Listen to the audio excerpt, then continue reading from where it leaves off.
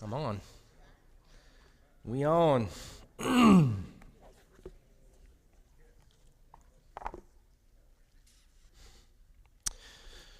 All right. We have 3 weeks, including today, to finish this series. So we are going to be in Lamentations today.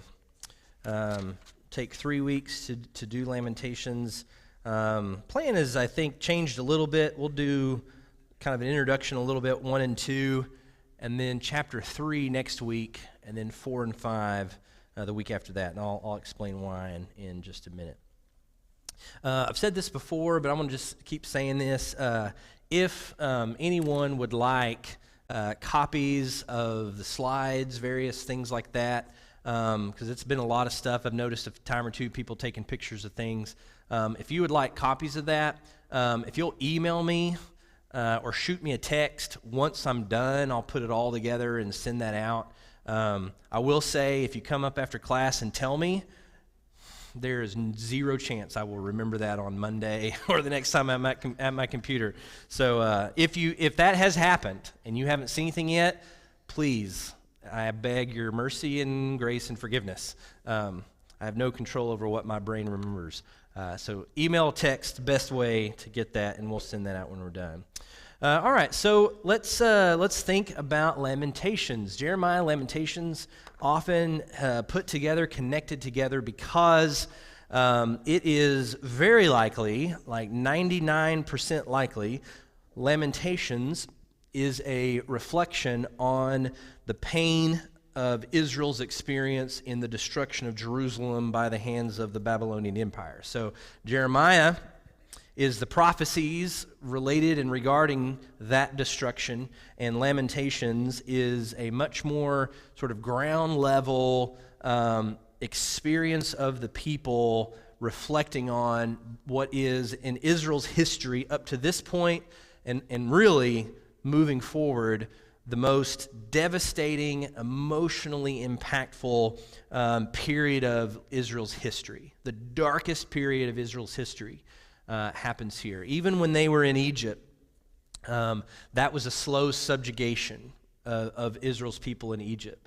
And they had it bad, but it wasn't this. It wasn't the total loss of everything. And so what we'll see as we read through Lamentations is the real sense of Israel's pain and confusion during and following destruction. So we'll talk a little bit about the importance of what Lamentations is as we go through here.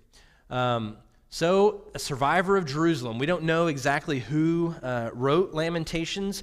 A lot have ascribed it to Jeremiah, but there's nothing in Lamentations itself that would point that way or outright state it.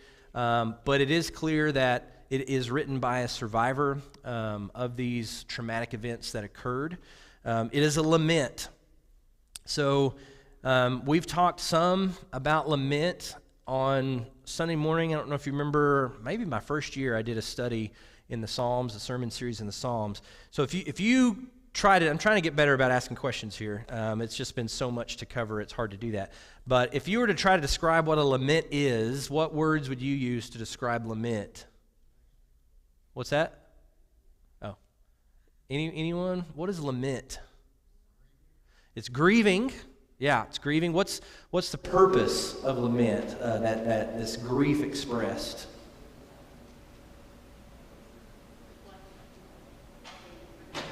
What? Yeah, reflection.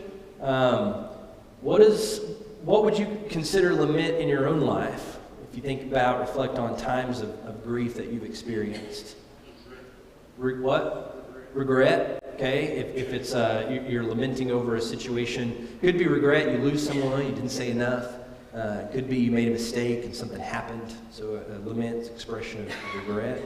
What else? What? Learning, yeah, to reflect on what went wrong and what your part of that was. Oftentimes when we reflect on what went wrong, I'm only thinking about what Angela did, not what I did. So lament is reflection. Lament, we might think of it as whining, and it's not. I don't know about you, but there's been occasion in my life where you hear suck it up, buttercup, rub some dirt on it, walk it off, stop whining. But there is a place for lament in the faithful expression of God's people. The largest single category of psalms in Psalm is lament.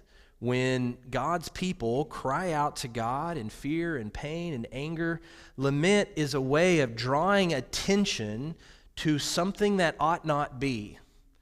In God's good and ordered creation, in the laments, there are psalms of orientation. God has rightly ordered the world, and we praise Him because everything is just right. Lament is when our experience is the opposite of that, when problems happen, when our worlds are turned upside down. And it shouldn't be that way. It's a result of the broken world we live in. Lament is about calling attention to this, crying out to God for help, crying out to God, drawing His attention to whatever it is, admitting our part to play in whatever might have happened. Oftentimes it wasn't nothing we did. It's just the world we live in. So lament has a real place in the faithful expression of God's people. It is not just whining. It is bringing to God all of the parts of who we are. It is honest. It is real. It is relationship. Because when we lament, we are letting God know there is nothing He can't handle. If I try to hide from God the pain, the doubt, anger, whatever it is that I'm feeling, it is as though I'm protecting God from my pain. Well, He already knows it. And it doesn't do me any good to just going to push all that down and pretend it's not there. We know how well that works when we try to pretend our pain isn't real. So lament has a real place in the faithful expression of God's people. It's all over the Psalms, and there's this entire book devoted to. It's nothing but lament with some glimmers of hope. All of the Psalms or all of the poetry in Lamentations are acrostics. So I don't know if you've ever done an acrostic. Sometimes, if you were maybe in grade school or something, or as an exercise, they might have said, all right, take your name, and then every letter in your name, pick a word that describes you. So Justin would be like jolly. You would be like, I have no idea. Usurper? No, that wouldn't be good. But you get the idea, right? Acrostic poetry is where every new line, begins with a letter of the Hebrew alphabet in order. So for us, it'd be A, B, C, and so forth. In fact, the Bible that I'm using, this is I don't know if you've ever read the Tanakh. It's basically a Hebrew Bible, the way they organize it in its own translation. I find sometimes their Hebrew translations are much more accurate, but it actually has it. You probably can't see it, but it has the Hebrew alphabet out to the side, representing that each line starts with a new letter, a different letter of the alphabet. What would be the impact of something like this? What would be the purpose, do you think, of constructing a poem or constructing a lament using an acrostic structure? Any ideas, any thoughts come to your mind?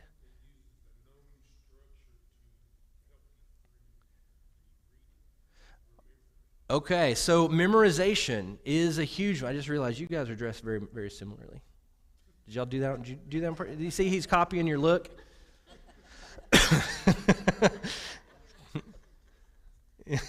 Sorry, I'm very distracted. Yeah, okay. You got different. Zach, do you have your hand up back here? Yeah. Setting aside the structure of the poem, one of my favorite explanations of what a poem is supposed to do is from T.S. Eliot. He says that a poem is a raid on the inarticulate. Yeah. So Yeah. A poem is a desperate attempt to go into something that's unexplainable Right. can somehow go beyond what words can do. Yeah. If you didn't hear him, what was the quote again? Arrayed on the inarticulate. So a few reasons why they would construct them this way. One was for memorization. If you ever are studying for a test, you might come up with some sort of device to help you remember dates or something, like every good boy jumps over a frog, and that helps you remember something about it. So memorization was one, but probably a deeper one. Two other reasons is, one, it's an expression of completeness. From A to Z, this encompasses how we feel about this situation. Everything about our despair from A to Z.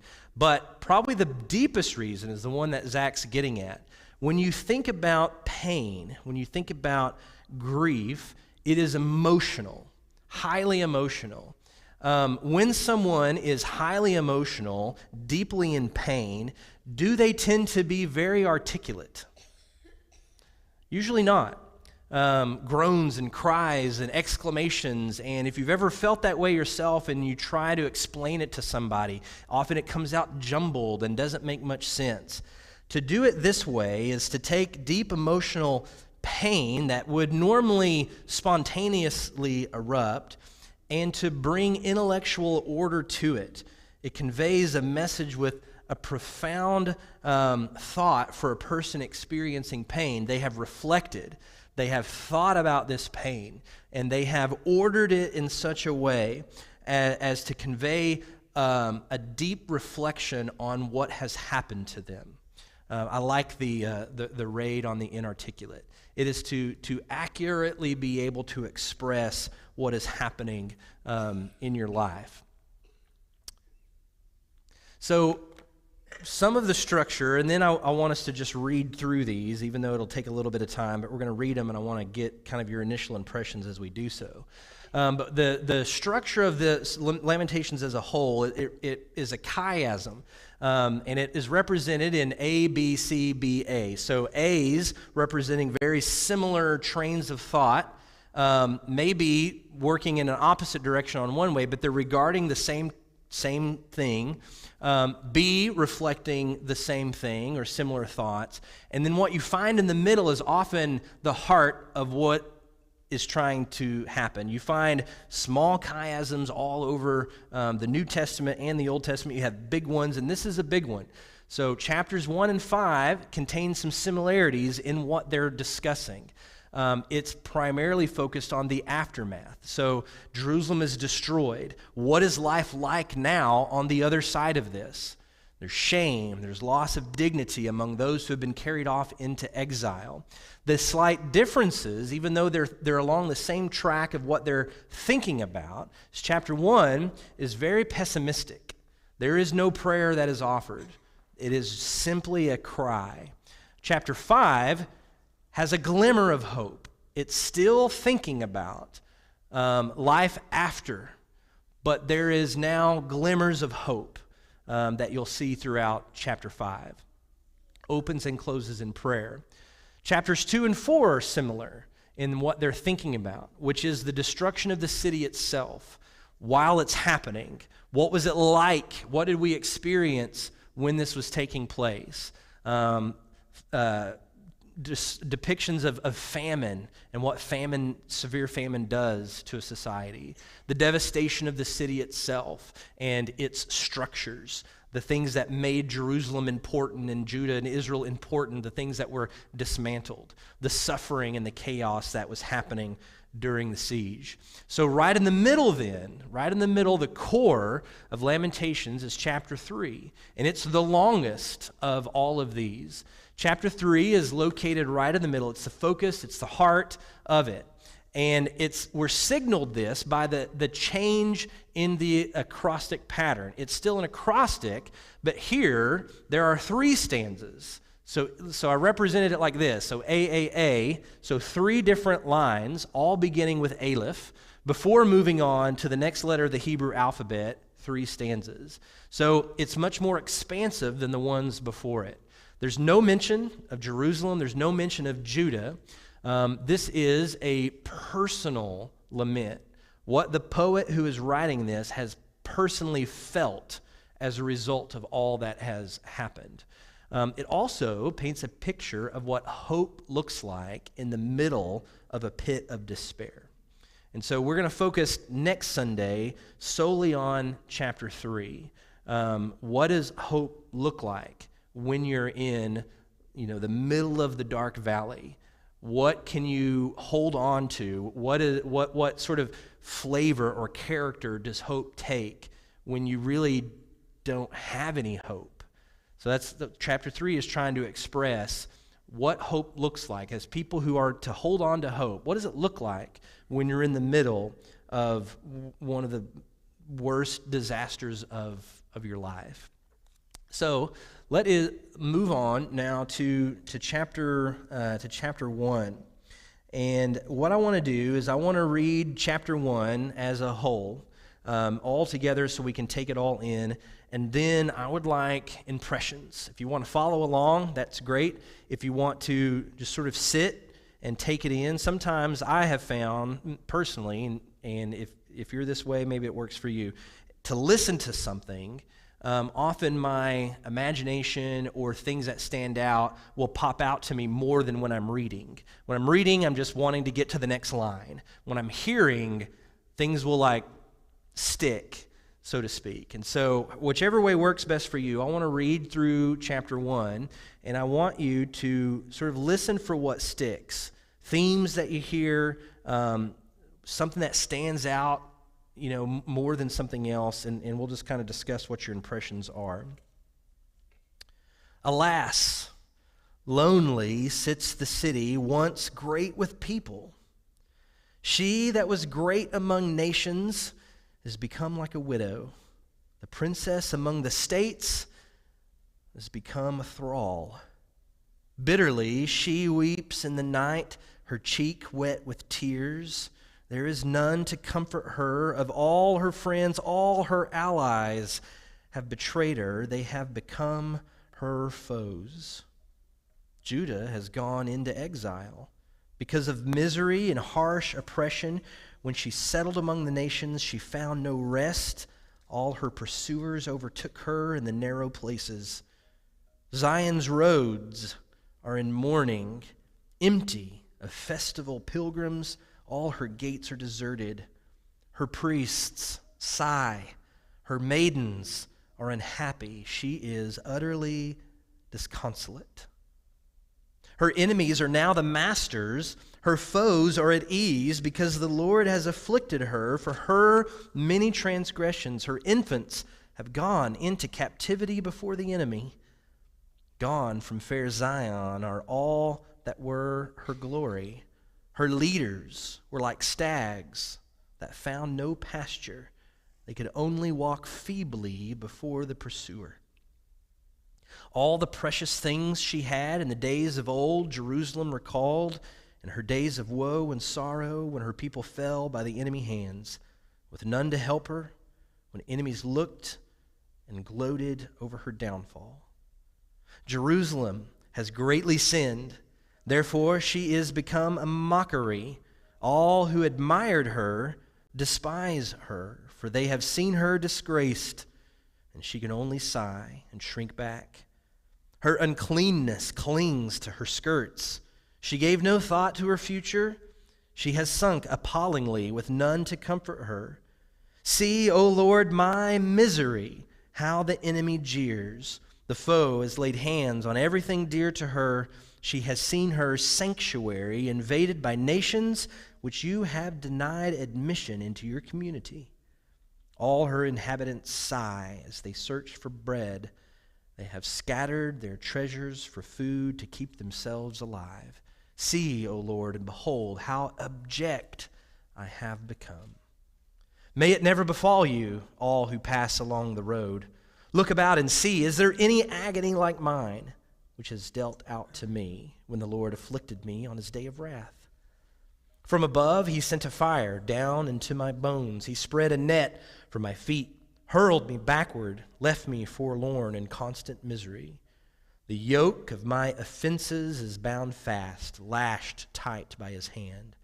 Imposed upon my neck, it saps my strength. The Lord has delivered me into the hands of those I cannot withstand.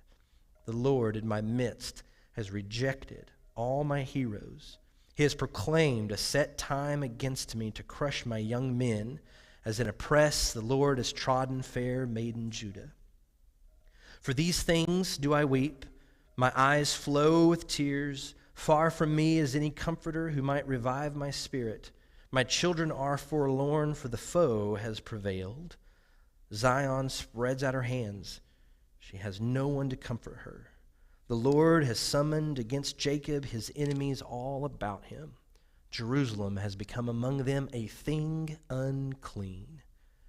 The Lord is in the right, for I have disobeyed him. Hear, all you peoples, and behold my agony, my maidens and my youth gone into captivity. I cried out to my friends, but they played me false. My priests and my elders have perished in the city as they searched for food to keep themselves alive. See, O Lord, the distress I am in. My heart is in anguish. I know how wrong I was to disobey. Outside, the sword deals death. Indoor, the plague. When they heard how I was sighing, there was none to comfort me. All my foes heard of my plight and exulted, for it is your doing. You have brought on the day that you threatened. Oh, let them become like me. Let all their wrongdoing come before you, and deal with them as you have dealt with me for my transgressions. My sighs are many, and my heart is sick. Real pleasant. So it's a lot to take in. So I'm curious your reflections, observations that you might have about this first lament that reflects on the situation of the city following its destruction.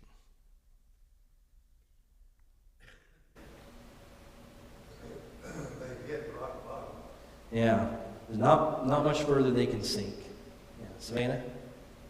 Like we said earlier, the totality of it, the completeness. Like he goes through every detail. There's no more celebration. There's not moments of relief. It's not just like momentary sadness in a otherwise pleasant day. Yeah. It's a constant state of complete fallenness. And it's like there's no celebration. There's no food in people's bellies. There's no care. They can't protect themselves. It's like every single element, every facet of their life has been completely consumed Yeah. because of their own choices. Yeah. Couldn't hear what she said, and if I don't get it right, you just correct me. But there's the totality of their having hit rock bottom. Lines like, there's no pilgrims on the road coming to celebrate anything. There's no food left for anyone. I wasn't here. I have been in other places where similar things have happened. I wasn't here during the flood, but that is an event in a way that is similar. All the festivals and the different things that would normally happen, all gone. Nothing to look forward to except survival during those moments. Everyone trying to do what they can to get food to where it was needed. Only imagine a world in which there is no food. There is nothing to look forward to. Everything is gone. The word, I was thinking it goes way beyond whining, it goes way beyond sadness and depression, it goes way beyond, this is it. Yeah. This is it. And it's when everything, every fiber inside you gives it up Yeah. and says, I can't, but you can. Yeah. Yeah, that's right. Just nothing. Yeah. There's nothing Nothing. that I can do. Yeah. Nothing that the person can actually do. Yeah.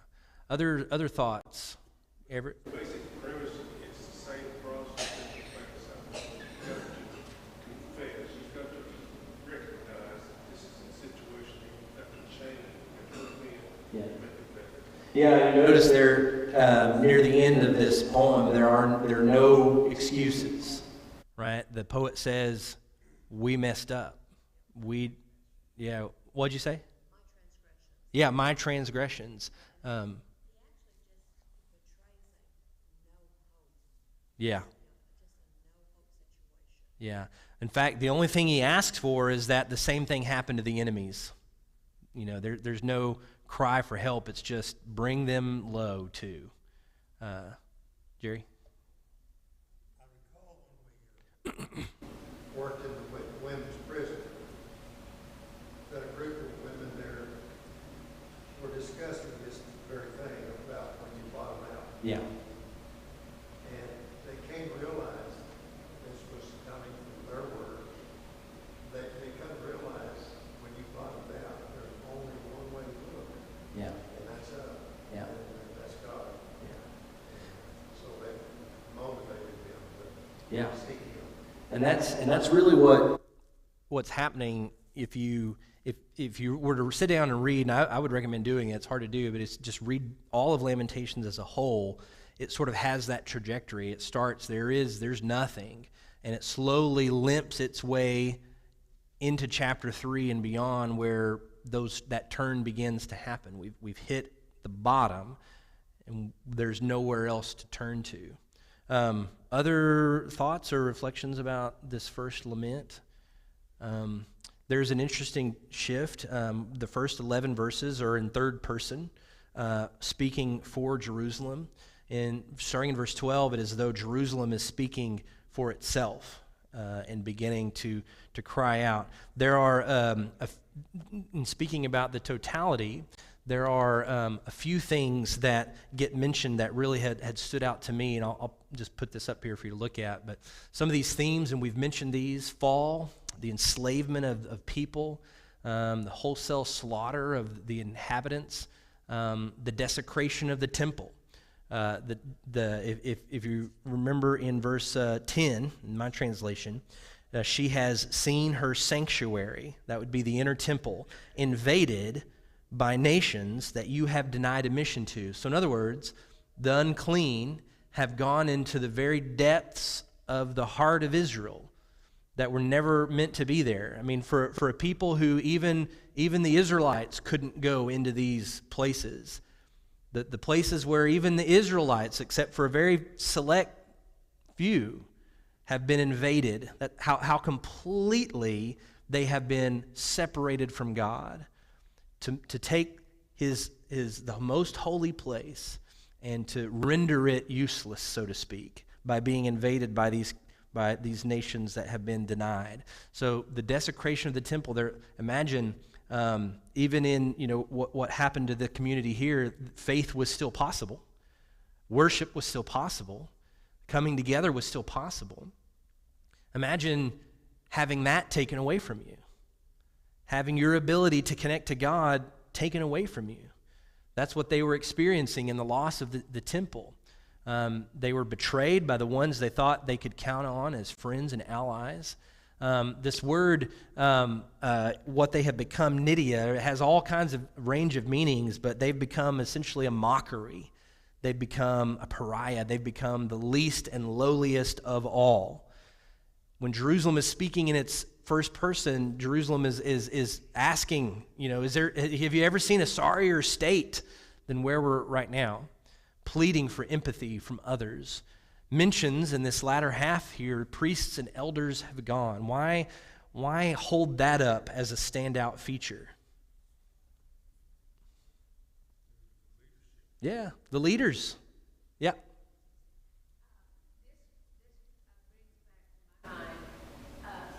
Reading from the prophets and how many times God would say, look at me, listen to me, heed my word, and the people would just turn their faces from him and look at themselves and do their things.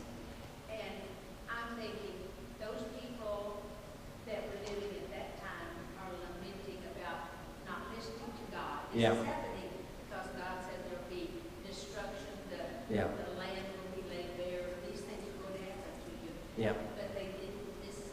Yeah. Over and over. Yeah. And the psalm, the poet points out the fact now that all the people that could have helped you, your elders, your prophets, your priests, they're gone. So you couldn't fix it right now if you wanted to. This is what has happened. Those who you had turned to for advice, for leadership, for guidance, for reconnection, they have all perished in this famine. So it says they have perished looking for food to sustain themselves. People are selling everything they have, trying to gain something back. Very bleak picture of the aftermath of what has happened in the state of Israel. Moving on to chapter 2, we now address the destruction itself. There is a theological crisis that's taking place. There is a loss of honor and dignity that we'll see. So I want to do the same thing. I think we have enough time, and to me, it's worth it and it's powerful to take all of these words in. And quite honestly, doing so recognizes and honors their story. To gloss over it would be to not honor the pain that God's people experienced and went through. And to pay attention to is to recognize it and to hopefully heed the words of, I did it to myself. Yeah. So I'm reading a version called the Tanakh. And I mentioned this is the Hebrew Bible translation by Jewish people and Jewish scholars. It's laid out. Lamentations, you'll notice, falls back here. One of these days, when we have more time, I find it fascinating how the Hebrew Bible is constructed versus our English version. Things are in a different order, and it actually, at least in my humble opinion, makes a lot more sense. The way all of them are stitched together, you kind of see the flow of how the Old Testament is put together. So it's a really interesting translation to read. It kind of often tries to give the sense of the Hebrew, sometimes better. Our translations try to make it a little more understandable. This kind of gives a different feel to it. It often pays attention to some of the poetry and how that might have flowed. So you'd be more than welcome to come look at it. It reads very differently, though, doesn't it, as you're following along? Yeah. All right, so let's look at lament number 2 here. And so this is now thinking about the moment, right? Thinking about the experience of the siege and the destruction itself instead of the aftermath. Alas, the Lord in his wrath has shamed fair Zion, has cast down from heaven to earth the majesty of Israel. He did not remember his footstool on the day of his wrath. The Lord has laid waste without pity all the habitations of Jacob. He has raised in his anger fair Judah's strongholds. He has brought low in dishonor the kingdom and its leaders. In blazing anger, he has cut down all the might of Israel. He has withdrawn his right hand in the presence of the foe. He has ravaged Jacob like a flaming fire, consuming on all sides.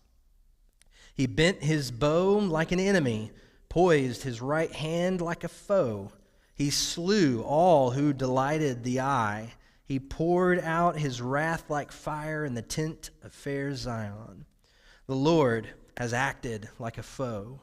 He has laid waste Israel, laid waste all her citadels, destroyed her strongholds. He has increased with fair Judah mourning and moaning. He has stripped his temple like a garden. He has destroyed his tabernacle. The Lord has ended in Zion festival and Sabbath. In his raging anger, he has spurned king and priest. The Lord has rejected his altar, disdained his sanctuary. He has handed over to the foe the walls of its citadels. They raised a shout in the house of the Lord as on festival day. The Lord has resolved to destroy the wall of fair Zion. He measured with a line, refrained not from bringing destruction.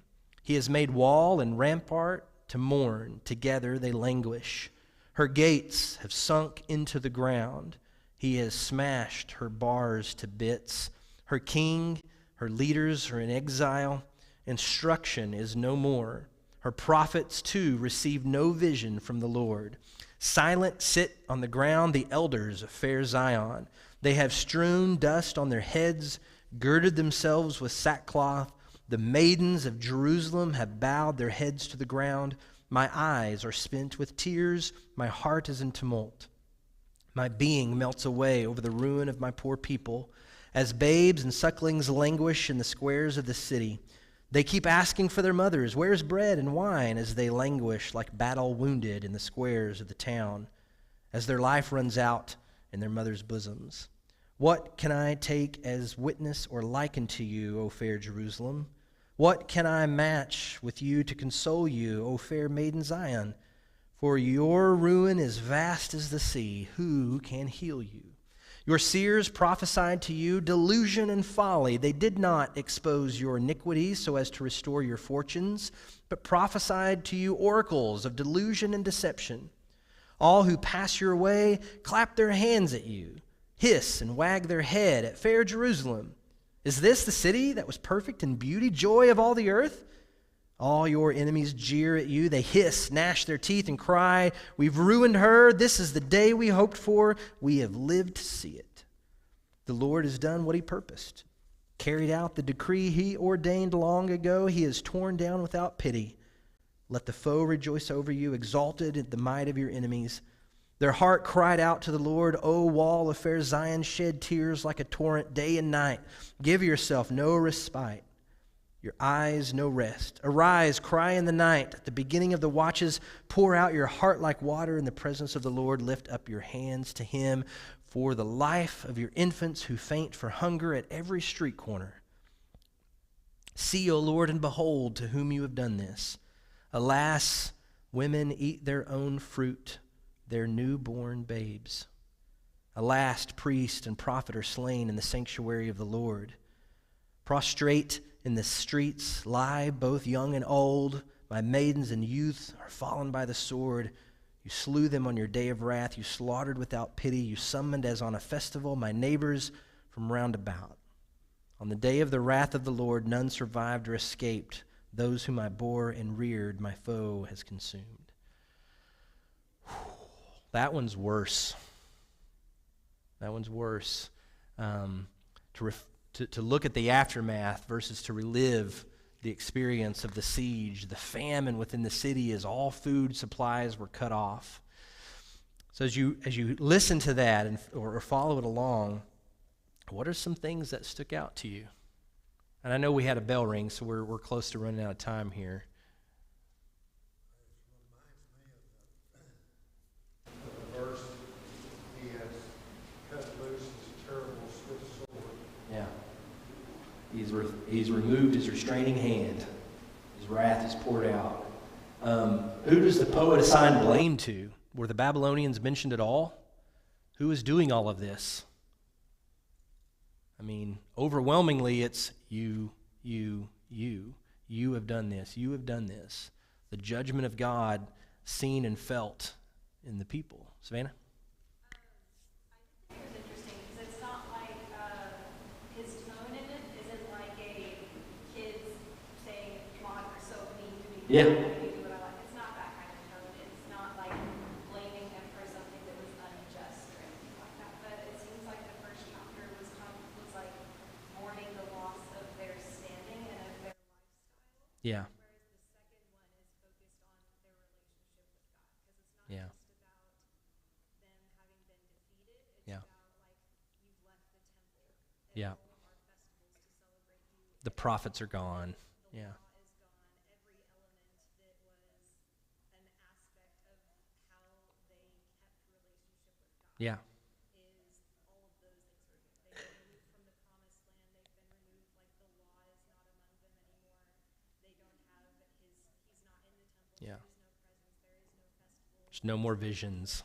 Yeah. Yeah, there's no more visions. Yeah. So it seemed like the first one is like their lifestyle and what life is like and their standing among all the other nations as God's people. Yeah. And the second one is mourning. There is no more relationship. Yeah. You have turned away from us because we are eternally overcome. I mean, yeah. Even the character of that relationship, God as protector, has now turned into God as their enemy, because they were on the wrong side. That was the second bell. So let me put this up here so you can just kind of take a picture of that if you want to. 1 through 9, it's the destruction, severe language. God's made this happen. 10 through 12 is the human response. You get these mourning rituals, the ash and the dirt on the head. the famine and its consequences. You know, we talk about hyperbole a lot, but this isn't, I don't think, hyperbole. This is a real-life look at what has happened.